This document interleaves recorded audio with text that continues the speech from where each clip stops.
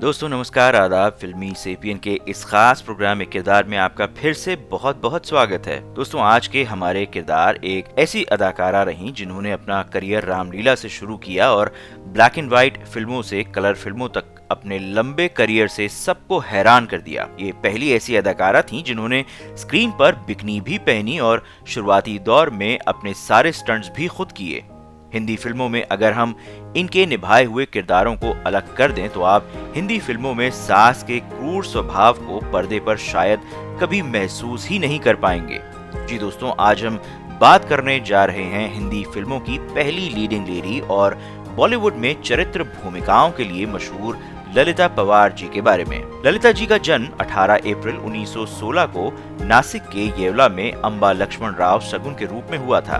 उनके पिता लक्ष्मण राव सगुन एक अमीर रेशम और सूती कपड़े के व्यापारी थे।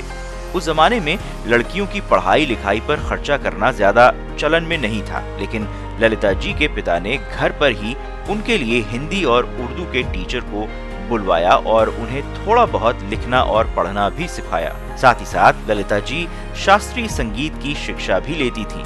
1927 में वे और उनके भाई अपने पिता के साथ पुणे चले गए। पिता बच्चों को एक मित्र के घर छोड़कर अपने काम पर चले गए। मित्र की बेटी बच्चों को फिल्म दिखाने ले गई। फिल्म देखते हुए ललिता जी को लगा कि मूक फिल्म में सभी कलाकार गूंगे हैं और इसलिए वे कभी नहीं बोलते। फिर बच्चों को सिनेमा हॉल के मैनेजर से मिलवाया गया, जिसने समझाया कि वे जो लोग स्क्रीन पर देख रहे हैं वे केवल पात्र हैं, वास्तविक व्यक्ति नहीं। बच्चों को बेहतर तरीके से समझाने के लिए वे बच्चों को आर्यन प्रोडक्शंस ले गए। शूटिंग देखते समय छोटी अम्बा घायल हो गईं और उन्हें इलाज के लिए स्टूडियो डिस्पेंसरी भेजा गया। रोते हुए उन्होंने मांग की कि उनकी भी तस्वीर ली जाए। छोटी अम्बा को शांत करने के लिए उन्होंने उसकी मांग मान ली। फिर अम्बा ने ट्रायल फुटेज देखना चाहा कि वह चलती फिरती तस्वीर में कैसी दिखती हैं, इसलिए उन्हें दिखाया गया। आर्यन प्रोडक्शंस के मालिक निर्देशक नाना साहब सरपोतदार रश देखकर इतने प्रभावित हुए कि उन्होंने अम्बा के पिता को बुलवा लिया। वह चाहते थे कि अम्बा उनकी अगली फिल्म पतित उद्धार में बच्ची की भूमिका निभाए। उनके पिता अनिच्छा से इस प्रस्ताव पर सहमत हुए और अम्बा सगुन को ललिता का स्क्रीन नाम दिया। यह एक मासूम बच्ची की भूमिका थी और ललिता जी ने शानदार अभिनय किया और इसके बाद उन्होंने कभी भी पीछे मुड़कर नहीं देखा। उन्होंने 1928 में राजा हरिश्चंद्र से अपने अभिनय करियर की शुरुआत की। ललिता जी उस दौर की लगभग सभी मूक फिल्मों में दिखाई देती थीं और लगभग हर साल 1 दर्जन से ज्यादा फिल्मों में वे नजर आती थीं। उन्होंने बहुत ही कम उम्र में अपना करियर शुरू किया। मूक फिल्मों यानी साइलेंट फिल्मों के युग में एक बाल कलाकार के रूप में उन्होंने राजा हरिश्चंद्र, पतित उद्धार, प्रेम पाश, Shri Balaji, champion of the sword और चतुर सुंदरी जैसी कई फिल्में की। इन फिल्मों में ललिता जी को एक बाल कलाकार के रूप में प्रति फिल्म 18 रुपए मिल जाते थे। उन्होंने 1932 में कैलाश, फिर दैवी खजाना, नेक दोस्त, दुनिया क्या है जैसी फिल्मों का निर्माण भी किया। इसके बाद राजकुमारी, अमृत और कई अन्य फिल्मों में मुख्य भूमिकाएं भी निभानी शुरू कर दी। उन्होंने उस दौर के शीर्ष नायकों जैसे पैदी जयराज, त्रिलोक कपूर साहब, गजानन जागीरदार साहब आदि के साथ नायिका की भूमिकाएं निभाई, लेकिन मेन रोल के बावजूद ललिता जी को ज्यादा कामयाबी नहीं मिलती दिख रही थी। लेकिन ललिता जी काम मिलते रहने और पैसे कमाने से काफी खुश थीं। हालांकि एक बार एक फिल्म के सेट पर एक दुर्भाग्यपूर्ण घटना के कारण उनके जीवन ने नाटकीय मोड़ लिया।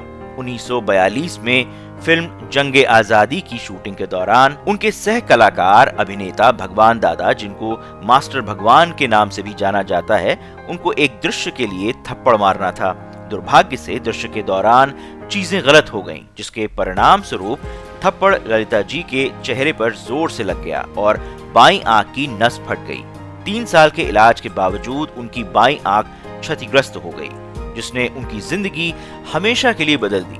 वे 3 सालों तक फिल्मों से दूर रहीं, लेकिन इस झटके के बावजूद ललिता पवार जी के दृढ़ संकल्प और लचीलेपन ने उन्हें अपना सफल करियर जारी रखने की प्रेरणा दी और फिल्मों में चरित्र अभिनेत्री के तौर पर अपनी नई पारी SM यूसुफ साहब की फिल्म गृहस्थी से ललिता जी ने चरित्र अभिनेत्री के तौर पर अपनी वापसी की। 1950 की फिल्म दहेज में ललिता जी पहली बार एक क्रूर सास के रूप में नजर आईं, जिसे दर्शकों ने हाथों हाथ लिया। सास के नकारात्मक चित्रण को उन्होंने इतनी बखूबी से पर्दे पर निभाया कि दर्शक उनके आते ही समझ जाते थे कि ललिता जी अब किसी को नहीं छोड़ेंगी। जिस आंख के घायल होने पर उनका करियर लगभग डूबने की कगार पर था, अब वही घूरती आंखें पर्दे पर सिहरन पैदा कर देती थी। वे चरित्र भूमिकाएं करने लगी। उनकी आंख की चोट के कारण उन्हें मुख्य भूमिकाएं नहीं मिल पाईं। हालांकि बाद में उन्हें ज्यादा फिल्में मिलीं, लेकिन खास तौर पर नेगेटिव किरदारों को निभाने के लिए उन्होंने 1944 में राम शास्त्री, फिर Dahej, Daag, Shree 420, Mr and Mrs 55, Sujata, Jhumroo, Junglee, Hum दोनों, गृहस्थी, खानदान, नीलकमल, खामोशी, आनंद और कई अन्य फिल्मों में कई यादगार भूमिकाएं निभाई। उन्होंने परवरिश, अनाड़ी, आंचल, प्रोफेसर और कोहरा के लिए फिल्म फेयर सर्वश्रेष्ठ अभिनेत्री पुरस्कार के लिए नामांकित भी किया गया। ऋषिकेश मुखर्जी साहब की 1959 की फिल्म अनाड़ी में उन्होंने श्रीमती डीसा की भूमिका निभाई, जिसके लिए उन्हें फिल्म फेयर सर्वश्रेष्ठ सहायक अभिनेत्री का पुरस्कार मिला। उन्हें 1961 में संगीत नाटक अकादमी पुरस्कार भी मिला। 1969 की फिल्म खामोशी में एक पागलखाने की मालकिन की भूमिका ने लोगों का दिल जीत लिया। एक और भूमिका जो अब प्रशंसकों की पसंदीदा है वह ऋषिकेश मुखर्जी साहब की 1971 की फिल्म आनंद में है, जहां राजेश खन्ना साहब के साथ उनकी केमिस्ट्री ने कई भावनात्मक क्षण दिए। रामानंद सागर साहब की रामायण में मंत्रा का उनका चित्रण भी प्रशंसकों का पसंदीदा है।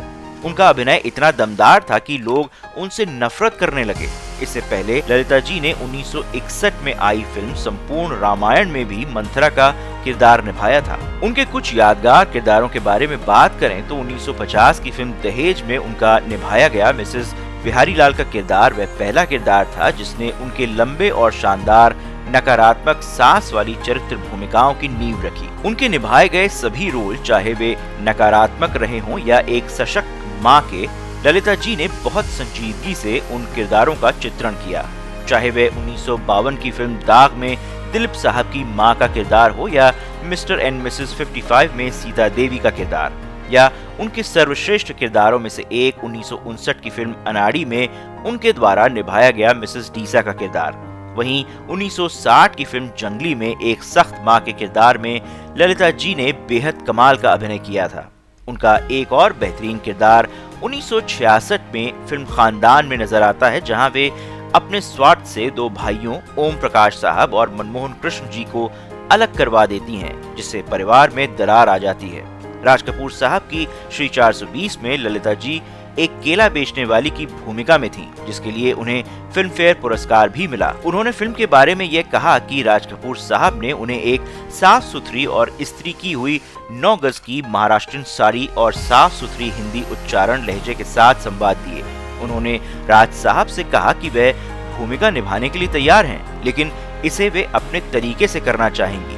उन्होंने संवादों को ठेठ महाराष्ट्रीयन बोलचाल की हिंदी में सुधारा और एक बहुत पुरानी और जर्जर साड़ी ली और बाद में उन्होंने भूमिका निभाई और भरपूर प्रशंसा भी प्राप्त की। उनके कुछ आखिरी किरदारों में 1988 की फिल्म मालामाल में गंगूबाई की थी, जो बीड़ी बनाने का काम करती हैं, लेकिन उनकी आखिरी फिल्म 1997 की भाई रही, जो उनके निधन से 1 साल पहले रिलीज हुई थी। वह ऋषिकेश मुखर्जी साहब के भी बहुत करीब थी, जिन्हें वह अनाड़ी के निर्माण के दौरान दादा कहती थी।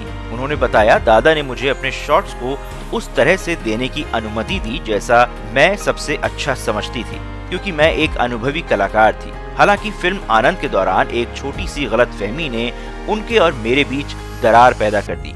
जब फिल्म के लिए बातचीत चल रही थी तब वह 4 अन्य फिल्मों में अभिनय कर रही थीं। 2 फिल्में एनसी सिप्पी साहब और बाकी 2 लक्ष्मण लुल्ला जी द्वारा बनाई जा रही थीं, जो दोनों ऋषिकेश मुखर्जी साहब के सबसे अच्छे दोस्तों में से थे। चूंकि मैं इन सभी फिल्मों को एक ही समय में करने जा रही थी, इसलिए मैंने दादा से इस फिल्म के लिए मुझे अधिक भुगतान करने का अनुरोध किया। मैं उनसे और उनके दोस्तों से कम शुल्क नहीं ले सकती थी।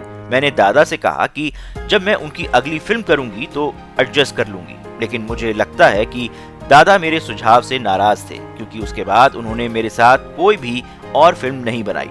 आज भी जब मैं इस घटना को याद करती हूँ तो मुझे बहुत दुख होता है। ललिता जी हमेशा सेट पर अपने सह कलाकारों से दूरी भी बनाए रखती थी, लेकिन ऐसा इसलिए नहीं था क्योंकि वह एक स्टार थी। उन्हें हमेशा इस बात का एहसास रहता था कि उनमें सुंदरता, अच्छी शिक्षा और परिवार का सहयोग नहीं है। मैं देख सकती थी कि मेरे सह कलाकार मुझे अपने से कमतर समझते थे, लेकिन मैंने उन्हें अपने अंदर हीन भावना नहीं आने दी। मैं भले ही किसी स्कूल से पास न हुई हो, लेकिन मैंने जीवन के स्कूल से स्नातक की उपाधि प्राप्त की है। ललिता पवार जी ने चरित्र भूमिकाओं को एक नई ऊंचाई पर पहुंचा दिया। जो कामयाबी ललिता जी ने चरित्र अभिनेत्री के रूप में देखी, वैसी कामयाबी शायद ही कभी किसी मुख्य अभिनेत्री ने भी न देखी हो। एक ऐसी अभिनेत्री जिसने 700 से अधिक हिंदी, मराठी और गुजराती फिल्मों में अभिनय का लोहा मनवाया। 1961 में संगीत नाटक अकादमी ने ललिता जी को भारतीय सिनेमा की पहली नारी के रूप में सम्मानित किया। ललिता जी का नाम Guinness book of world records में लॉन्गेस्ट करियर इन एक्टिंग के रूप में भी दर्ज है। ललिता जी ने भारतीय सिनेमा में 70 साल से भी ज्यादा काम किया है, जो अब तक का सबसे लंबा फिल्मी करियर है। ललिता जी ने एक बार कहा था कि जीवन ने मुझे बहुत कुछ दिया है। मुझे लोगों से बहुत प्यार और सम्मान मिला। मेरे काम की काफी सराहना की गई और मुझे पुरस्कृत भी किया गया। मैं ऊपर वाले की बहुत आभारी हूँ। हाँ, मैंने जीवन में बहुत उतार चढ़ाव देखे, लेकिन फिर भी वे जीवन का हिस्सा हैं। अब मेरी उनसे एक ही प्रार्थना है कि जब भी मौत आए, शांति से आए। मैं अपने मेकअप के साथ मरना चाहती हूँ। मैं काम करते हुए मरना चाहती हूँ। मुझे उम्मीद है मैं बिस्तर पर नहीं पड़ूंगी और अपने परिवार के सदस्यों पर बोझ नहीं बनूंगी और मुझे मौत के लिए भी तरसना नहीं पड़ेगा। दुख शायद ललिता जी के लिए ही बना था। ललिता जी के पहले पति गणपतराव पवार के संबंध ललिता जी की छोटी बहन के साथ हो गए, जिसके बाद ललिता जी ने उनसे तलाक ले लिया। बाद में उन्होंने बॉम्बे के अंबिका स्टूडियो के फिल्म निर्माता राजप्रकाश गुप्ता जी से शादी की। उनके बेटे जय पवार एक निर्माता बन गए और उन्होंने उनके साथ मंजिल जैसी फिल्मों में काम किया, जिसमें अमिताभ बच्चन साहब ने मुख्य भूमिका निभाई थी। जय पवार साहब के दो बेटे संजय पवार और मनोज पवार हैं। 1990 में ललिता जी को जबड़े के कैंसर का पता चला। वे अपने इलाज के लिए पुणे चली गईं। लगभग 8 साल तक कैंसर से जूझने के बाद ललिता जी ने 24 फरवरी 1998 को अपनी अंतिम सांस ली। त्रासदी देखिए कि जब ललिता जी ने अपनी अंतिम सांस ली, तब वे घर में अकेली थीं और उनका परिवार बाहर था और उनकी मृत्यु का 2 दिनों तक किसी को पता ही नहीं चला। ललिता जी के पति भी अस्पताल में भर्ती थे और उनका बेटा मुंबई में था। ललिता पवार जी के परिवार को उनके निधन का पता तब चला जब उनके बेटे ने फोन किया और कोई जवाब नहीं मिला। वे उनके घर पहुंचे तो पता चला कि ललिता जी का निधन हो चुका है। भारतीय सिनेमा में ललिता पवार जी के योगदान को उनकी बहुमुखी प्रतिभा और गहराई के लिए याद किया जाता है। ग्लैमरस लीडिंग लेडी से लेकर प्रतिष्ठित खलनायकों तक कई तरह के किरदार निभाने की उनकी क्षमता ने इंडस्ट्री पर एक अमिट छाप छोड़ी है। उन्हें 1961 में भारत सरकार द्वारा भारतीय सिनेमा की पहली महिला के रूप में सम्मानित किया गया था। ललिता जी को हिंदी सिनेमा की पहली लीडिंग लेडी भी कहा जाता है। वे पहली ऐसी अदाकारा थीं जिन्होंने स्क्रीन पर बिकनी भी पहनी थी। उनका करियर महत्वाकांक्षी अभिनेत्रियों के लिए एक प्रेरणा के रूप में कार्य करता है, जो विपरीत परिस्थितियों का सामना करने में लचीलापन और अनुकूलनशीलता प्रदर्शित करता है। भारतीय सिनेमा में ललिता पवार जी का शानदार करियर उनकी प्रतिभा और दृढ़ता का प्रमाण है। बाल कलाकार के रूप में अपनी शुरुआत से लेकर चरित्र अभिनेत्री के रूप में अपनी प्रतिष्ठित भूमिकाओं तक उन्होंने दर्शकों पर अमिट छाप छोड़ी। व्यक्तिगत और पेशेवर चुनौतियों के बावजूद ललिता पवार जी बॉलीवुड के इतिहास में एक प्रतिष्ठित हस्ती बनी हुई हैं। ललिता पवार जी को हमेशा 1950 और 60 के दशक की सिनेमा की प्रतिष्ठित खलनायिका सास के रूप में याद किया जाएगा, जिसकी स्क्रीन उपस्थिति लोगों को अपनी सीटों से उठने का मौका नहीं देती थी, लेकिन वह इससे कहीं बढ़कर थी। ललिता जी ने अभिनय का एक ऐसा स्वाद विकसित किया जिसको आने वाली कई पीढ़ियां चखती रहेंगी। फिल्मी सेपियन की तरफ से उनको भावपूर्ण श्रद्धांजलि। दोस्तों, ये था ललिता पवार जी के बारे में आज का एक किरदार का ये एपिसोड। दोस्तों, हमें बताइए कि आपको ये एपिसोड कैसा लगा और अगर आप भी ललिता पवार जी के बारे में कुछ जानते हैं तो हमें जरूर बताइए। साथ ही साथ इस वीडियो को लाइक करिए, शेयर करिए और हमारे चैनल फिल्मी सेपियन को सब्सक्राइब भी जरूर कीजिए। और नीचे कमेंट में बताइए कि आपको ललिता पवार जी का कौन सा रोल सबसे यादगार लगता है। एक बार फिर से आप सबको फिल्मी सेपियन के प्रोग्राम एक किरदार वीडियो देखने का बहुत बहुत शुक्रिया। धन्यवाद।